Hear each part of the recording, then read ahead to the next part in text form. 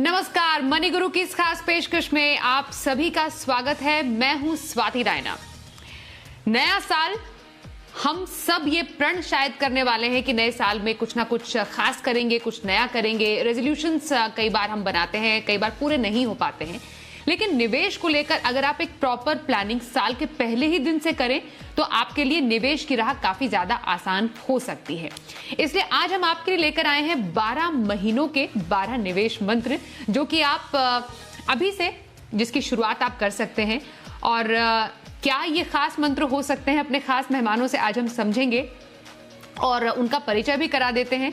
हमारे साथ optima money के एमडी पंकज मठपाल हैं और साथ ही मनी फ्रंट के सीईओ मोहित गांग हैं।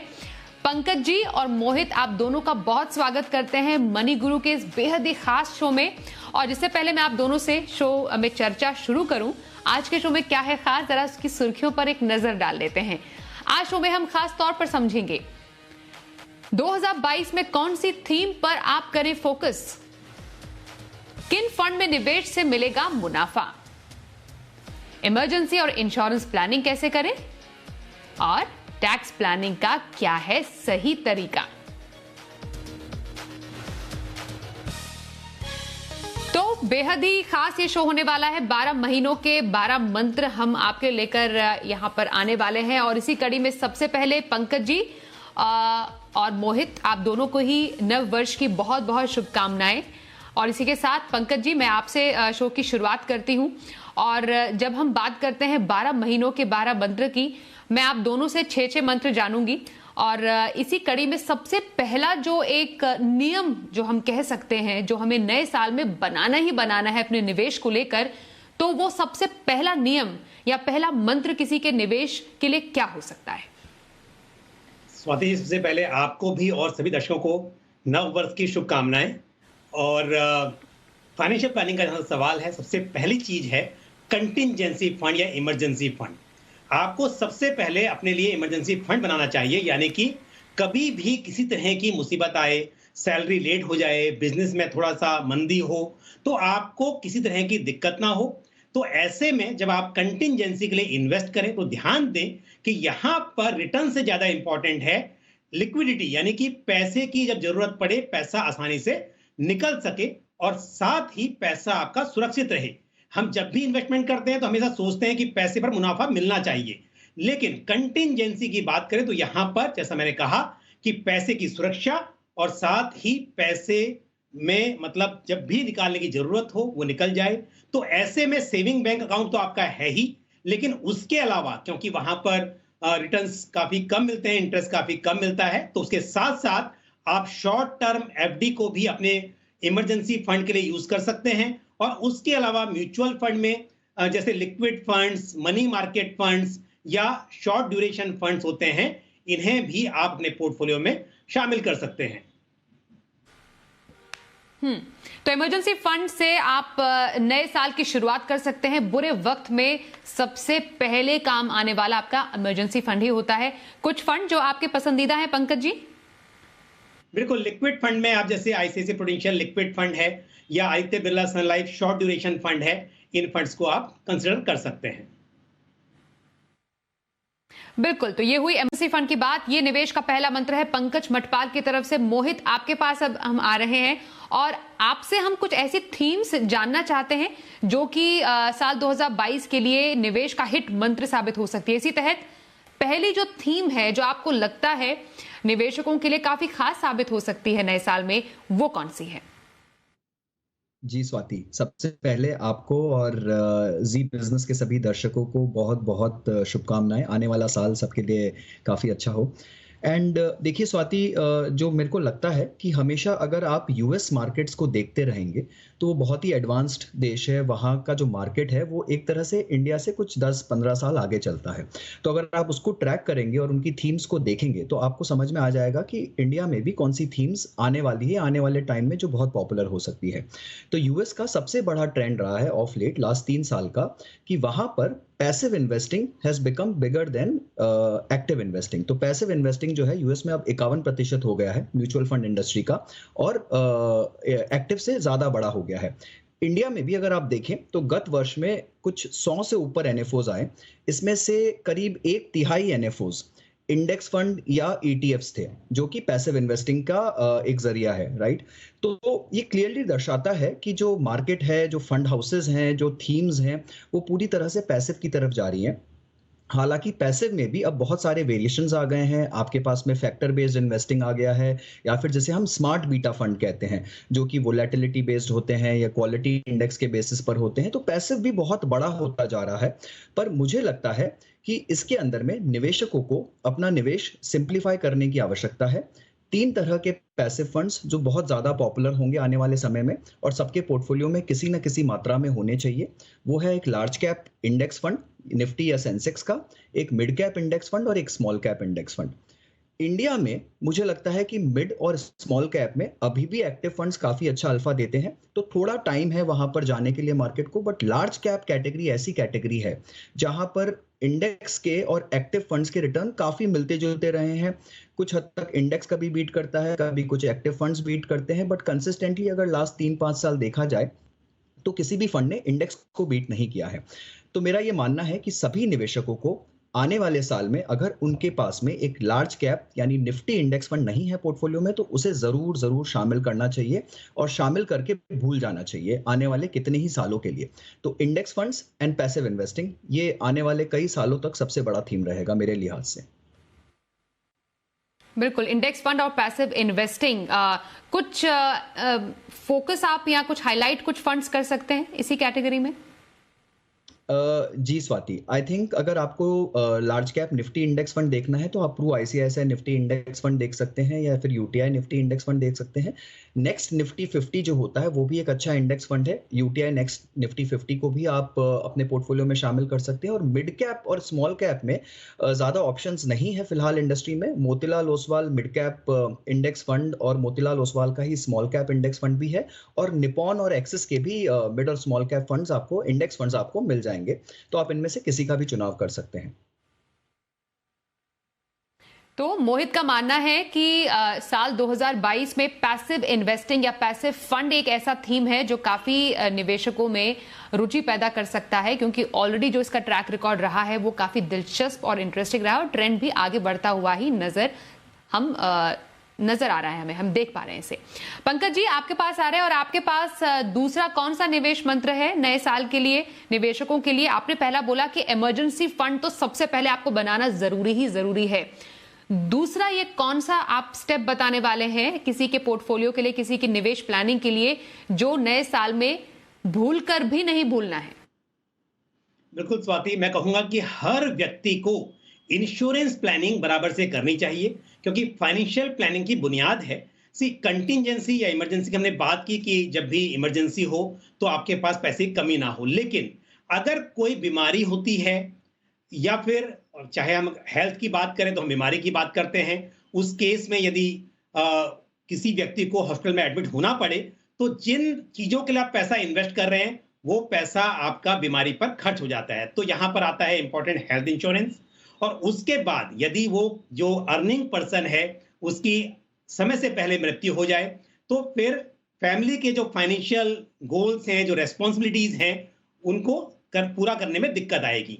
तो इसके लिए इंश्योरेंस पर ध्यान दें, चाहे वो पर्सनल एक्सीडेंट इंश्योरेंस कवर हो, हेल्थ इंश्योरेंस हो, क्रिटिकल इलनेस कवर हो, या साथ में लाइफ इंश्योरेंस हो। तो इंश्योरेंस प्लानिंग बराबर से होनी चाहिए। और साथ ही एक बात ध्यान रहे कि अक्सर लोग इंश्योरेंस बाय तो करते हैं लेकिन एडिक्वेट कवर नहीं होता है। चाहे हम हेल्थ की बात करें, वहां पर 1-2 लाख की पॉलिसी ले लेते हैं, या लाइफ की बात करें तो वहां पर भी कोई 2-4 लाख का endowment plan, money back plan, लेकिन ये इंश्योरेंस की प्लानिंग नहीं है। आप ध्यान रहे कि इतनी मात्रा में इंश्योरेंस हो कि आपको अपना जो पैसा है उसे ना खर्च करना पड़े, या फिर लाइफ की बात करें तो आपके फैमिली मेंबर्स को किसी भी इस तरह की अप्रिय घटना में उतना पैसा मिले कि उनकी जिंदगी जो है वो सही से गुजर बसर हो सके।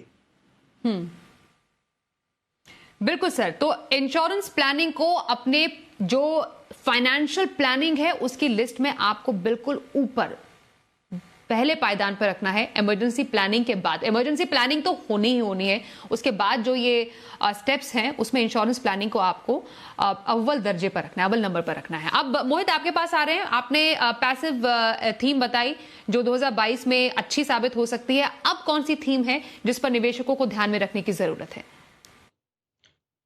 स्वाति, जो मेरा दूसरा आइडिया है वो थोड़ा सा मेरा कॉन्ट्रेरियन व्यू कह सकते हैं आप उसको।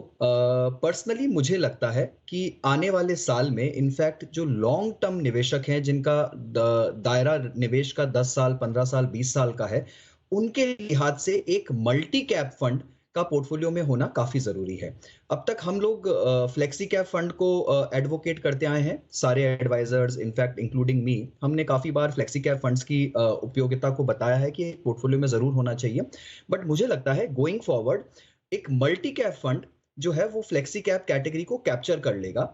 इसके कई कारण हैं, मुझे ऐसा क्यों लगता है। सबसे पहला, ये एक नई कैटेगरी है जिसे सेबी ने अभी इंट्रोड्यूस किया है, एक ही साल हुआ है। इसके अंदर में minimum 25% allocation large cap, mid cap और स्मॉल कैप में होना आवश्यक है, कंपलसरी है। इसके बियॉन्ड का जो लास्ट 25% है वो फंड मैनेजर अपनी चॉइस से किसी भी कैटेगरी में एलोकेट कर सकता है। अब तक होता क्या था स्वाति कि जो फ्लेक्सी कैप कैटेगरी थी वहां पर अमूमन देखने में आया था कि फंड मैनेजर सारा एलोकेशंस लार्ज कैप की तरफ डाल देते थे और पूरा सेफ खेलते थे। पर इस कैटेगरी में चूंकि आपके पास मिड और स्मॉल कैप कंपलसरीली होगा, मुझे लगता है कि लॉन्ग टर्म के दायरे से 10 साल 15 साल के निवेश के दायरे से ये कैटेगरी ज्यादा अच्छा परफॉर्म करेगी, नंबर 1। नंबर 2, इस कैटेगरी में अभी भी काफी सारे नए एनएफओज आ रहे हैं, काफी जो पुराने फंड्स हैं उनका एयूएम जो है वो बहुत छोटा है और इसलिए फंड मैनेजर्स के पास अच्छी फ्लेक्सिबिलिटी है कि वो मिड और स्मॉल कैप में एक अच्छा पोर्टफोलियो बना पाए कम एयूएम से। जब एयूएम बहुत बढ़ जाता है किसी स्कीम का तो अच्छी तरह से आप स्टॉक्स नहीं ले सकते और आपको थोड़ा लार्ज कैप का टिल्ट देना पड़ता है पोर्टफोलियो में एलोकेशन के लिए। तो वो सारी जो कंपल्शंस हैं वो फंड मैनेजर पर नहीं होगी इस कैटेगरी में। तो मेरे लिहाज से हर निवेशक को आने वाले समय के लिए मल्टी कैप स्कीम्स का चुनाव करना चाहिए अपने पोर्टफोलियो के लिए। तो मल्टी कैप थीम्स का चुनाव पोर्टफोलियो में करने की सलाह मोहित की। कुछ फंड्स जो आप बता पाएं, इनफैक्ट जैसे आप फंड्स बताएंगे हम कोशिश करेंगे कि उनके प्रदर्शन भी चलाएं। क्यों आपने मल्टी कैप बोला और फ्लेक्सी कैप से जब इसका कंपैरिजन करें तो आप मल्टी कैप के ज्यादा हिमायती क्यों हैं, वो शायद हमें इन फंड्स के जरिए उनके प्रदर्शन के जरिए मालूम चल जाए। जी स्वाति, आई थिंक मेरा डिस्क्लेमर एक यही रहेगा कि मल्टी कैप को 5 साल के दायरे पे ट्रैक करिएगा, कभी 1 साल पे नहीं, बिकॉज स्मॉल और मिड के कारण इसका प्रदर्शन थोड़ा वोलेटाइल रह सकता है। बट इस कैटेगरी में मुझे आदित्य बिरला सन लाइफ मल्टी कैप फंड हो गया, ICICI prudential multi cap fund हो गया, अभी फिलहाल ही में कोटक का भी एक मल्टी कैप फंड आया है, ये सारे फंड मुझे काफी अच्छे लगते हैं। ओके, तो मल्टी कैप थीम ये ऐसी थीम है जो आप नए साल में कर सकते हैं अपने लिए चूज। ये है मोहित गांग की पसंद। आइए अब आगे बढ़ते हैं और पंकज जी आपके पास आ रहे हैं। तो after emergency fund insurance planning हमने कर ली, अब हमें अपने पोर्टफोलियो को, अपनी फाइनेंशियल प्लानिंग को नए साल में कैसे आगे बढ़ाना है?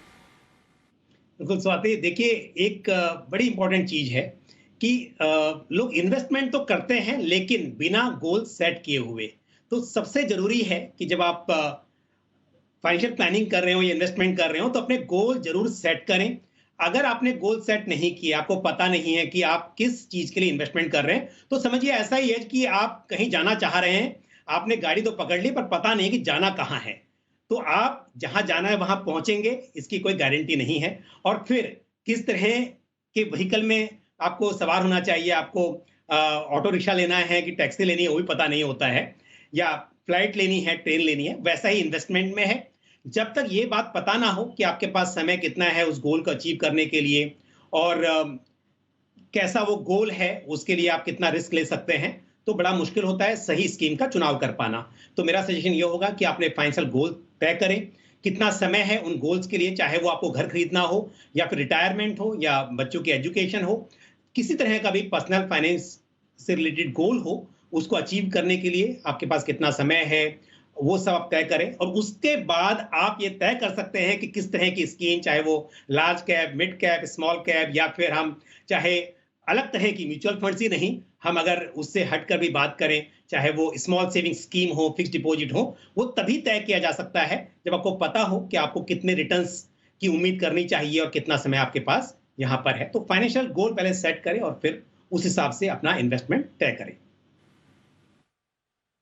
बिल्कुल, ये तो आपने बिल्कुल जो एक थंब रूल या एक जो एक आधार होता है किसी निवेश का, वो एक बार फिर से उसको याद दिलाया है निवेशकों को कि नए साल में आप निवेश की प्लानिंग तो करने की सोच रहे होंगे, लेकिन आपको क्या मालूम है कि आपको किस लक्ष्य के लिए निवेश करना है। इसलिए सबसे पहले गोल सेट कीजिए और उस गोल के बाद अपने निवेश की प्लानिंग को आगे बढ़ाइए। अब मोहित, आपसे जानेंगे कि ऐसी कौन सी थीम है जिस पर अब आप डिस्कस करने वाले हैं जो आपको लगता है 2022 में हिट साबित हो सकती है। जी स्वाति, सो देखिए, आई थिंक जो पुराना ट्रैक रिकॉर्ड हम देख रहे हैं लास्ट 1-2 साल से, तो इंटरनेशनल कैटेगरी जो है या फिर जो फॉरेन फंड्स जिसे हम कहते हैं, उसका एलोकेशन हर पोर्टफोलियो में काफी मात्रा में बढ़ता जा रहा है। और अगर आप नए एनएफओस भी देखेंगे तो इस साल 2021 में कुछ 10% से ऊपर के जो एनएफओस थे वो इंटरनेशनल थे। ये मैं प्योर इंटरनेशनल फंड्स की बात कर रहा हूँ। अगर आप देखिए डोमेस्टिक फंड्स जिसमें इंटरनेशनल एलोकेशन या इंटरनेशनल स्टॉक्स का एलोकेशन 10 से 35% के बीच में रहा है, तो ये नंबर काफी बढ़ जाएगा। तो एक वेव सी चल गई है कि सभी इन्वेस्टर्स एक होड़ में लग गए हैं कि उन्हें इंटरनेशनल फंड में जाना है। तो यहां पर मेरी राय फिर से थोड़ी कॉन्ट्रेरियन है। मेरा ये मानना है कि आपको इंटरनेशनल फंड्स में एक लिमिटेड एलोकेशन ही रखना चाहिए। किसी भी हालत में वो एलोकेशन 10 या 15% आपके इक्विटी पोर्टफोलियो से ऊपर ना जाए, इसका ख्याल रखें। और इसका कोई कारण होना चाहिए, जैसा कि पंकज जी ने कहा, अगर आपके गोल्स या लक्ष्य कुछ इस तरह से है जहां पर इंटरनेशनल फंड की आवश्यकता है तो आप जरूर शामिल कीजिए, बट अदरवाइज एक फिक्स्ड एलोकेशन के साथ ही चलिए। और इसमें हो क्या रहा है कि अक्सर बहुत ज्यादा यूनिक और डिफरेंट थीम्स आ रही हैं जिसके बारे में इन्वेस्टर्स को और ना ही इतना ज्यादा एडवाइजर्स को भी पता होता है। तो यहाँ पर थोड़ा सेफ खेलने की जरूरत है स्वाति। और हमें चाहिए कि अगर आपको इंटरनेशनल एलोकेशन करना है तो विश्व के सबसे बड़े मार्केट यूएस के आप इंडेक्स फंड ले लीजिए, जो कि एक नैस्डैक इंडेक्स फंड हो गया या फिर S&P 500 इंडेक्स फंड हो गया। ये एक बहुत ही सेफ एलोकेशन और बहुत ही स्टेडी एलोकेशन रहेगा किसी भी पोर्टफोलियो के लिए। बहुत ज्यादा एक्टिव इंटरनेशनल फंड्स में सोच समझकर और पूरी तरह से परख कर ही निवेश करिए। ओके, तो इंटरनेशनल फंड में सोच समझकर परख कर निवेश करने की सलाह मोहित की, और कम से कम 10 से 35% तक का एलोकेशन, सॉरी, भारतीय स्कीम में हमने देखा इंटरनेशनल स्टॉक का कम से कम 10 से 35% जो है एलोकेशन है, और 10 से 15% आप इक्विटी पोर्टफोलियो में इंटरनेशनल फंड का रख सकते हैं। जिससे पहले हम ब्रेक में जाए, तुरंत कुछ फंड्स के नाम मोहित आपकी तरफ से। जी, मोतीलाल ओसवाल नैस्डैक एफओएफ है मार्केट में, और कोटक का भी नैस्डैक एफओएफ है। तो ये दोनों पैसिव में काफी अच्छे फंड्स हैं। और S&P इंडेक्स अगर किसी को लेना हो तो अगेन मोतीलाल ओसवाल का ही S&P इंडेक्स भी मिलता है। एक्टिव क्षेत्र में ईडलवाइस का यूएस टेक्नोलॉजी फंड काफी अच्छा रहा है इसका प्रदर्शन, और ये फंड काफी अच्छा है। 12 महीने 12 निवेश मंत्र जान रहे हैं हम आज पंकज मठपाल और मोहित गांग से। अब पंकज जी आपके पास आएंगे और समझेंगे आपकी निवेश की इस बकेट लिस्ट में ऐसा कौन सा मंत्र है अब जो आप निवेशकों को नए साल के लिए देने वाले हैं। बिल्कुल स्वाति, मैं कहूंगा कि असेट एलोकेशन जो है बहुत ही इंपॉर्टेंट है। हमने बात की कि अपने फाइनेंशियल गोल्स तय कर लीजिए। अब फाइनेंशियल गोल्स के हिसाब से आपके पोर्टफोलियो में इक्विटी, डेट, इक्विटी में डोमेस्टिक भी है, इंटरनेशनल भी है, साथ ही गोल्ड की भी अपनी इंपॉर्टेंस है। तो इस तरह से आपको प्रॉपर एसेट एलोकेशन करना चाहिए, क्योंकि इक्विटी जो है उसमें अच्छी ग्रोथ की संभावना होती है। आप वेल्थ क्रिएशन की पोटेंशियल वहां पर देखते हैं, और साथ ही डेट जो होता है वो पोर्टफोलियो को स्टेबिलिटी प्रोवाइड करता है। गोल्ड के अपने फायदे हैं, हेज अगेंस्ट इन्फ्लेशन, महंगाई बढ़ती है तो गोल्ड की भी कीमत बढ़ती है। तो इस तरह से प्रॉपर एसेट एलोकेशन करें। अगर आप नए निवेशक हैं, एक ही फंड से आप स्टार्ट करना चाहते हैं, तो इस तरह की चॉइसेस भी आपके पास है कि एक ही फंड में मल्टीपल एसेट्स में आप एक्सपोजर ले सकते हैं। जैसे कि ICICI prudential passive multi asset fund of fund scheme की बात करूं, या फिर अगर इक्विटी और डेट की बात की जाए तो बैलेंस एडवांटेज फंड एक अच्छी कैटेगरी है, like ICICI prudential balance advantage fund या आदित्य बिरला सन लाइफ बैलेंस एडवांटेज फंड। लेकिन यदि आप थोड़े से मैच्योर इन्वेस्टर हैं, अपने हिसाब से large cap, mid cap, small cap इस तरह से एक्सपोजर रखना चाहते हैं, तो मैं कहूंगा कि एक Canara Robeco emerging equities fund, ये एक अच्छा large and mid cap fund है।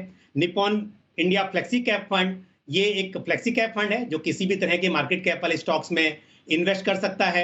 उसके अलावा अगर आप, जैसे मैंने कहा कि गोल्ड में इन्वेस्टमेंट करना है, तो यहाँ पर Nippon India gold savings fund को आप कंसिडर कर सकते हैं, या किसी गोल्ड ETF को कंसिडर कर सकते हैं। तो इस तरह से आप अपने पोर्टफोलियो में सभी एसेट क्लास को शामिल कीजिए। लेकिन ध्यान रहे, जब आपका निवेश बहुत लंबी अवधि का हो तो वहां पर इक्विटी में एक्सपोजर ज्यादा हो।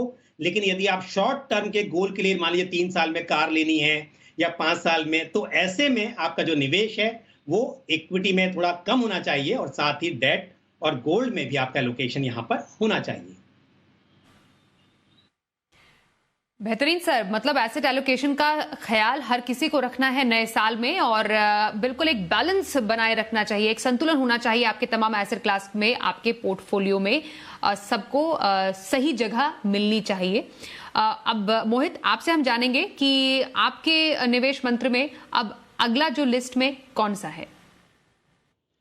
स्वाति, देखिए, काफी इन्वेस्टर्स या निवेशक ऐसे भी होते हैं जिन्हें बहुत ज्यादा वोलेटिलिटी से डर रहता है, और मार्केट का नेचर कुछ इस तरह से रहा है कि अगर आप थोड़ा सा हिस्ट्री देखें अगेन, 2008 कैलेंडर ईयर में मार्केट नेगेटिव थे, 2011 में नेगेटिव थे, 2013 में नेगेटिव थे, 2015 में नेगेटिव थे, 2018 में नेगेटिव थे, और अभी 2018 के बाद से फिलहाल कोई कैलेंडर ईयर ऐसा नहीं आया है जब मार्केट ने नेगेटिव रिटर्न दिए हैं। बट मार्केट का नेचर कुछ इस तरह का है कि हर 3 साल या 2 साल में एक कैलेंडर ईयर ऐसा आता है जब रिटर्न लो सिंगल डिजिट होते हैं या फिर नेगेटिव होते हैं। तो उसके लिए इन्वेस्टर्स को मेंटली तैयार रहना होगा, और मेरा ये मानना है कि अगर आप थोड़ा सा रिस्क कम करना चाहते हैं अपने पोर्टफोलियो में, वोलेटिलिटी से डरते हैं, तो बैलेंस्ड फंड्स या बैलेंस्ड एडवांटेज फंड्स जो होते हैं, इस कैटेगरी में अपना निवेश आप कर सकते हैं बेझिझक होकर। यहाँ पर कुछ अच्छे फंड्स हैं जो कि डायनेमिकली अपना एसेट एलोकेशन चेंज करते हैं इक्विटी और डेट के बीच में, depending on some fundamental ratios जो मार्केट के होते हैं, पी रेशो, पीबी रेशो, उनके आधार पर। तो यहाँ आप ईडलवाइज बैलेंस एडवांटेज फंड हो गया, Pru ICICI balance advantage fund हो गया, ये सारे जो फंड्स हैं इनका चुनाव आप अपने पोर्टफोलियो में कर सकते हैं। इसमें भी अगर आपको थोड़ा सा अग्रेसिव रखना है अपने पोर्टफोलियो को, तो आप अग्रेसिव हाइब्रिड कैटेगरी भी देख सकते हैं, और वहां पर Pru ICICI equity and debt fund का चुनाव किया जा सकता है। तो बैलेंस एडवांटेज फंड एक ऐसी कैटेगरी है जिसको बाजार के उतार चढ़ाव में आप अपने पोर्टफोलियो को बैलेंस करने के लिहाज से देख सकते हैं। नए साल में एक अच्छा वैल्यू एडिशन आपके पोर्टफोलियो में साबित हो सकता है। मोहित गांग की राय। पंकज जी, आपके पास अब कौन सा निवेश मंत्र आप देने वाले हैं फाइनेंशियल प्लानिंग का नए साल के लिए? अगला जो इंपॉर्टेंट एस्पेक्ट है वो है टैक्स प्लानिंग, क्योंकि इन्वेस्टर जब इन्वेस्ट करते हैं तो कई बार इन बातों का ध्यान नहीं रखते हैं। टैक्स प्लानिंग का मतलब सिर्फ अंडर सेक्शन 80C 1.5 लाख रुपया इन्वेस्ट किया, उस पर टैक्स बचाया, उतना ही नहीं है। जब आप इन्वेस्टमेंट करते हैं तो इंपॉर्टेंट ये है कि जो रिटर्न्स मिल रहे हैं आपके हाथ में कितना बचने वाला है, क्योंकि कुछ स्कीम्स ऐसी होती हैं जहां पर टैक्स कम लगता है, कुछ स्कीम्स ऐसी होती हैं जहां पर टैक्स ज्यादा लगता है। तो अगर टैक्स कम लगेगा आपके रिटर्न्स के ऊपर तो नेट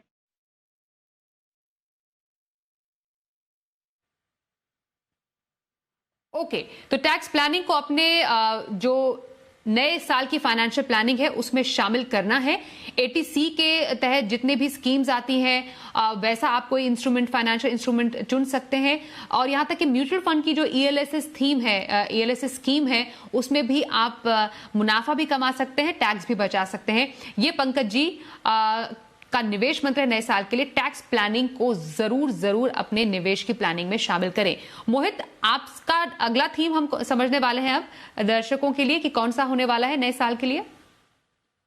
जी स्वाति, मुझे लगता है अभी तक मैंने सिर्फ इक्विटी की बात की है, तो थोड़ा सा मुझे अपना ट्रैक चेंज करना पड़ेगा, और यहाँ पर एक अच्छे एसेट एलोकेशन के लिहाज से कमोडिटीज का जो एलोकेशन है किसी भी निवेशक को अपने पोर्टफोलियो में जरूर बनाना चाहिए। फिलहाल स्वाति, इंडिया में ऑप्शंस काफी कम है कमोडिटी एलोकेशन के लिए। आपको सिर्फ गोल्ड ETF या गोल्ड फंड्स मिलते हैं, और उसमें भी मेरे लिहाज से सबसे अच्छा तरीका है सोवरेन गोल्ड फंड्स, जो कि RBI time and again issue करता है, उसमें आप निवेश करिए। तो एक गोल्ड का एलोकेशन किसी भी निवेशक के पोर्टफोलियो में 5 से 10% होना ही चाहिए। फिलहाल लास्ट 1 या 2 साल से गोल्ड स्टेशनरी रहा है, इतना रिटर्न नहीं आया है, बट उसके पहले के काफी सालों तक गोल्ड ने अच्छा प्रदर्शन किया था। तो गोल्ड का एक जो रैली है वो लॉन्ग ओवरड्यू है। जैसा पंकज जी ने भी पहले कहा था कि इन्फ्लेशनरी टाइम्स अगर होंगे और इन्फ्लेशन फिर से आएगा दुनिया में, जो कि आ रहा है धीरे धीरे, नवंबर का इन्फ्लेशन नंबर इंडिया में भी 4.91% था, तो इसके तहत गोल्ड की प्राइसेस बढ़नी काफी लाजमी है। तो उसके लिहाज से आपको एक गोल्ड का एलोकेशन पोर्टफोलियो में जरूर लेना चाहिए। और इस साल में स्वाति, मुझे लगता है कि सिल्वर ETFs भी इंडिया में आएंगे। सेबी ने सिल्वर ETFs की राह पूरी तरह से आसान कर दी है, नए रेगुलेशंस आ चुके हैं मार्केट में, और सिर्फ देखना इस बात का है कि कितनी जल्दी कोई फंड हाउस सिल्वर ईटीएफ या सिल्वर फंड्स मार्केट में लेके आता है। और मेरे लिहाज से जब भी ये मार्केट में आता है, सभी निवेशकों को थोड़ा सा एलोकेशन सिल्वर में भी करना चाहिए। तो गोल्ड प्लस सिल्वर मिला के आपका एक कमोडिटीज का एलोकेशन किसी भी पोर्टफोलियो में बहुत बहुत जरूरी है। बिल्कुल, पंकज जी के पास फिर से वापस चलते हैं। सर, आखिरी जो मंत्र है निवेश का, वो आपका दर्शकों के लिए क्या होगा, लेकिन थोड़ा सा रैपिड स्टाइल अंदाज में। बिल्कुल, देखिए टैक्स प्लानिंग के बाद जो बहुत ही इंपॉर्टेंट है वो है सक्सेशन प्लानिंग, यानी कि जो भी वेल्थ आपने क्रिएट की है वो दूसरी जनरेशन को कैसे ट्रांसफर हो, वो बहुत ध्यान रखने वाली बात है। कई बार ऐसा होता है कि नॉमिनेशन बराबर से नहीं होता है, या फिर कुछ ऐसी कमियां रह जाती हैं कि बाद में दिक्कत आती है। तो मेरी सलाह होगी, आप इन्वेस्टमेंट कर रहे हैं वहां पर नॉमिनेशन अपडेटेड रखिए, और नॉमिनेशन के अलावा जहां तक हो सके तो ट्रस्ट और विल, उन पर भी ध्यान दीजिए, ताकि जो भी पैसा आपने जोड़ा है वो सही हाथों में जा सके। जब भी कभी ना कभी मृत्यु तो किसी की भी होनी ही होती है, लेकिन जो भी वेल्थ है वो सही तरीके से सही हाथ में, जो भी उसके हकदार हैं उनके हाथ में जा सके, इसका प्लानिंग जरूर करना चाहिए। बिल्कुल। और मोहित, आपकी तरफ से आखिरी निवेश मंत्र क्या होगा? जी स्वाति, क्विकली बताते हुए, अभी तक मैंने इक्विटी और कमोडिटीज और बैलेंस फंड्स की बात की है। तो लास्ट जो मेरा वो है डेट को लेकर। अगर आप एक छोटे समय के लिए निवेश करना चाहते हैं, 1 साल से 3 साल, तो आप डेट फंड्स की बजाय आर्बिट्राज फंड्स को कंसिडर करिए। इसमें आपका टैक्सेशन काफी इफेक्टिव हो जाएगा और रिटर्न्स भी इसके थोड़े स्टेडी और अच्छे रहे हैं डेट फंड के कंपैरिजन में। लिक्विड, अल्ट्रा शॉर्ट टर्म और मनी मार्केट फंड्स का जो YTM है वो काफी नीचे आ चुका है, और फिलहाल मुझे लगता है उसमें थोड़ा टाइम लगेगा उनके को ऊपर जाने में। तो वहां पर आप आर्बिट्राज फंड्स को अपने पोर्टफोलियो में शामिल करिए, और जहां पर 1 से 2 साल की पार्किंग की बात आती है, वहां पर आपको कॉर्पोरेट डिपॉजिट्स कंसिडर करने चाहिए और अपने यील्ड्स को लॉक इन करना चाहिए। तो मेरे लिहाज से डेट का रिप्लेसमेंट ऑप्शंस जो है शॉर्ट टर्म में, वो निवेशकों को कंसिडर करना पड़ेगा अपने पोर्टफोलियो में। जी, बहुत शुक्रिया पंकज जी, मोहित, आप दोनों का ही 12 महीने और 12 निवेश मंत्र हमारे दर्शकों को बताने के लिए एक बार फिर से आप सभी को हमारी तरफ से नए साल की बहुत बहुत शुभकामनाएं। और हम आपसे यही कहेंगे, हैप्पी निवेश ईयर। इसी के साथ मनी गुरु के आज के इस खास कार्यक्रम में बस इतना ही। रुकेंगे एक ब्रेक के लिए, देखते रहिए जी बिजनेस।